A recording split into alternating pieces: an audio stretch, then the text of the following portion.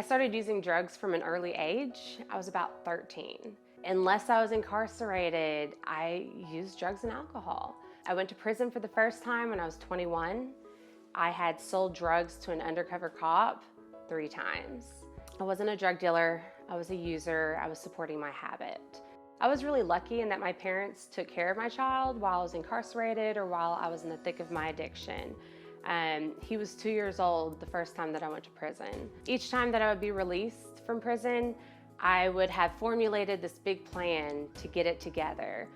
But I really actually didn't know how to get it together, right? And so if I knew how to stay sober and be productive and a loving family member, then I would have done that years ago. It wasn't until I went to the prison here in Northwest Arkansas that I finally received the treatment that I needed. It was so different from what I had experienced in other facilities. We were working a program. We were meeting with counselors. We were learning accountability. I was learning how to receive constructive feedback and also how to give it. The system that had failed me so many times finally offered me concrete solutions. So my recovery really started in prison this time. Rather than going home to the same environment, the same situations where I had reoffended so many times in the past, I decided to go to transitional living. It's really unfortunate that there are so few women's transitional living facilities in our state. Up until October of 2017, there was nothing in Northwest Arkansas. Even though I had decided to make this change, it was hard to find any facility that had an open bed for me. When the time came for me to submit my parole plans, I hadn't yet been accepted to any program. So even though I had made this decision to do something different, my options for doing something different were very limited. I just felt such a release when I got to transitional living. I didn't have to figure it out this time.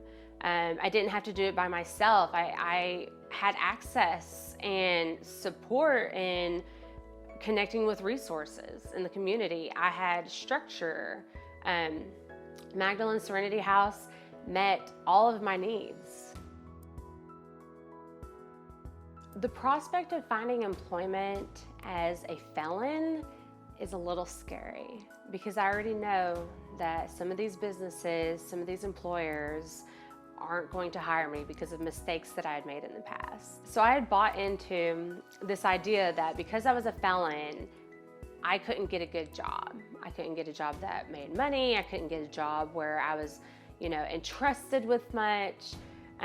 But being in transitional living, they supported me in making a really beautiful resume and learning how to talk about my past in a way that it showed how much of it was an asset to me now. And they encouraged me and built up my confidence to where I could apply to any job I wanted. And I knew that some of them weren't going to hire me, and that was okay. And so initially I was an art teacher. Can you imagine? I worked as an art teacher for a nonprofit that served adults with disabilities. And I loved it, and I was good at it. That was a really meaningful part of my recovery, was to be able to give back and to share with these people all of the tools and the values that I myself was learning during this process. Unfortunately, working for a nonprofit, being a teacher, it didn't pay enough. It wasn't sustainable for me. And so I was gonna leave my dream job to take anything that paid enough for me to get my own apartment and to be a single mother. And then I got a call from April, the executive director at Magdalene House. And so they built the peer support position here at Magdalene specifically for me. Working in a peer position is different than, say, a social worker. Our boundaries look different. My experience and my training looks different. We also serve people coming out of rehab, county jails, wherever there's a need, and there's a great need. So we serve women who have experienced trauma, addiction, and incarceration. The incarceration piece is really important to us because we're one of the few women's facilities that can serve ladies on parole. You have to have a special certification through the Arkansas Department of Corrections, and we're one of the 2 in Northwest Arkansas now and one of the few in the state. And so we really try to serve that population. So I am a certified peer recovery specialist in the state of Arkansas. And what that is, it's a certification that allows me as a person in recovery to work with other people in recovery in a professional capacity. And I think that that has been very impactful in my recovery, in the program that I work for, and in the lives of the women that I work with. The women that I serve, because I truly serve them. I am here to support them in whatever they're facing. I bring a really unique skill set to the table because I've experienced all of the trials and the missteps that come with addiction. I have been through the criminal justice system. I know what it feels like to go through those things, but I also know what it feels like and what it could look like to pursue recovery. And so I'm able to share with the women, I'm able to connect with them on a deeper level that maybe a therapist or a parent or a family member cannot. Peer recovery specialists are fairly new to the state of Arkansas, and it is booming in central Arkansas. So Pulaski County has peers working for DHS, working in the hospitals. There's such a thing as a forensic peer who partners with a detective and goes out on drug-related calls. We could have a peer recovery specialist in there working with individuals one-on-one or facilitating groups and sharing their experiences and giving those people hope that there is another way, and they're proof of that. I mean, there's nothing more inspiring, I don't think, to me as a person who has overcome something that I've struggled with, and peer specialists have done that. I committed offenses in the context of my addiction that I would not have done otherwise. I was sick. If I was well, then I would have been a law-abiding citizen. I would have been a good mother and a good friend, and I could have pursued the career of my choice. But because I was sick and because I didn't receive treatment, I continued to reoffend. Going to jail doesn't help. It's not rehabilitative. In my experience, prison isn't healing. When I broke the law because I was caught up in this criminal addictive lifestyle, they just put me away. I had no idea how to change my behaviors. I had no idea how to take responsibility for my actions. I had no idea how to stay sober or how to be a good parent. And I didn't learn any of those things in prison. Like, those were crucial for me being successful after I was released. And I didn't even know where to start. My parole officer wasn't much help. You know, I had gone to my parole officer multiple times, you know, telling him that I couldn't stop drinking. And it was like, at least I'm not using drugs. Drinking is legal. So it took a lot of work for me to get to where I am today. What I found is recovery is a lot more than staying sober. It's a lot more than just changing my people, places, and things. I had to connect with resources. I had to learn how to navigate all of these systems, you know, the DMV, DHS, court systems, because even after I've served my prison sentence, I'm released with outstanding warrants and fines and fees. And it is so difficult as a person who has gone through the system to face those entities, to face that authoritative, that punitive system that had always hurt me in the past.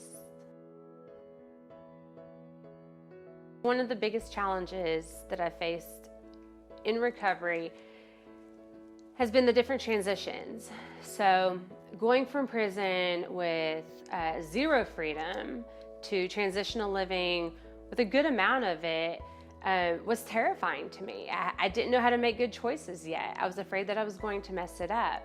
And then after working a program and doing well and experiencing so much growth and In learning all of these things that were making me successful in this program, then I had to transition out of it into my own apartment in the community.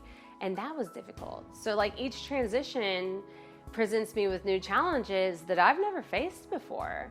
And slowly but surely, like I'm learning how to deal with those things. But it's taken a lot of work. It's taken work with a therapist, with a social worker, with my 12-step program, with other women who are going through the same thing that are able to share their experiences with me. I can learn from that too. But it took a lot. It took a lot of support for me to learn how to move through changes, move through these transitions in a healthy way, and to be able to accept the outcome for what it was, because I'm not always successful. I fail like anybody else does. And so when I do so, I have to accept it for what it is and just trust the process and do the next thing. Treating addiction as opposed to any other disease or ailment is different in that there's not one set path. So if a person breaks their arm, a doctor knows what to do with that. Like there is a protocol for helping someone with a broken arm. But with addiction, it's got to be such a personalized approach that it's hard to find the resources to invest the time, the energy, the knowledge of different pathways. And so what works for one person isn't going to work for another person. And I just don't think that there are enough resources to take the time to help a person in recovery figure out what works. I think that a common misconception is that people who struggle with addiction could stop. Like, I think that society thinks that something's got to give. And as a person in recovery, I know that it's more than that. Not only does something have to give, but I have to be presented with a solution. And for years, I struggled with addiction. I wanted to do something different, and I was never presented with a solution. Not after going to prison 3 times, not after almost losing custody of my child, not after hurting my family and everyone who loves me over and over. As a person who abuses drugs and alcohol, like, I hurt people, and they can only take so much of that, it seems like. And nothing really changed until I was armed with the tools to change myself. So I recall a conversation that I was having with a volunteer. She was driving me somewhere, and we had a really great conversation. And at the end of it, before she dropped me off, she told me I didn't seem like a person who had been addicted to drugs. She said I didn't seem like somebody who would have gone to prison. And it kind of took me back, because addiction doesn't look a certain way. You can't tell by looking at somebody what they've been through. So my hope is that someone who hears my story and relates with the struggles is then able to connect with and hear me and believe me when I talk about recovery. And so if we've been through the same hard things together, then we can go through the great things together. I can connect with people on an emotional level because the feelings were the same. The consequences were the same. For people struggling with addiction or people pursuing recovery, I would just want to encourage them to keep trying, because recovery is hard, and there are a lot of things that can disrupt my recovery. People don't believe in me. People don't treat me accordingly. Like, I'm not receiving the help that I need in that moment. And just knowing that I can move through anything sober. If I were able to address my younger self who was going through it, I would just want to reassure her that she is worth all of the wonderful things that she wants in her life, and that things won't always be this hard. I think that when you're in the midst of the chaos that comes with addiction, it's hard to see a way out. And there's a lot of shame associated with that. And so it's almost like back then I would have thought, well, this is what you get. And so if I could combat that inner dialogue with, I can do better and I deserve better and it will get better, then I would think that things could have gone a different route. Like if someone had believed in me, but more importantly, if I had believed in myself, then I would have been more open to how hard it is to be a young person addicted to drugs.